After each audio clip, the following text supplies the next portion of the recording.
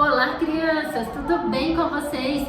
Sejam bem-vindos à nossa aula de hoje. Hoje é quarta-feira, dia 10 de março, e hoje a nossa primeira aula é de natureza e sociedade. Mas antes de começar a nossa aula, vamos cantar um pouquinho para animar o nosso dia? Então vamos lá, canta com a tia. Olá, como vai? Será que você pode bater as mãos enquanto se sacode? Olá, como vai? Será que você pode bater as mãos enquanto se sacode? Mexe a cabeça, dá uma rodadinha e nunca se esqueça de dizer bom dia. Mexe a cabeça, dá uma rodadinha e nunca se esqueça de dizer bom dia. Bom dia! Bom dia ou boa tarde, meus amores.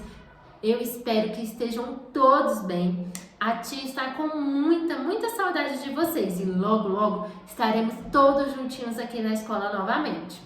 Agora, a tia vai apresentar uma história para vocês, uma história muito legal.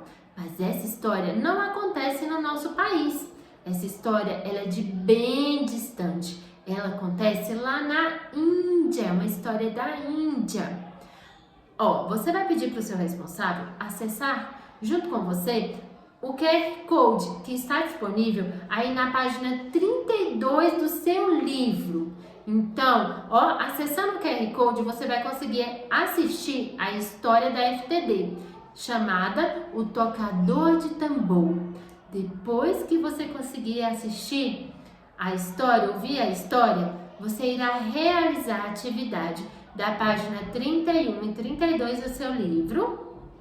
E em seguida, você irá realizar a atividade da página 8. Essa atividade que está aparecendo aí na sua telinha, da página 8 do livro de registro. Vocês irão gostar muito dessa história. Nessa história tem um menino, e esse menino, ele é bem curioso. O nome dele é Gopal. Gopal vai para uma festa e acaba conhecendo um instrumento musical. E ele se apaixona por esse instrumento musical. O nome desse instrumento é tambor. Você já viu, já tocou um tambor antes? É muito divertido. Vocês terão a oportunidade de conhecer, porque no nosso segundo momento iremos confeccionar um tambor reciclável. Depois que você realizar a atividade, separe todos os materiais para construirmos o nosso tambor reciclável, combinado? A tia volta já para o nosso segundo momento. Até lá!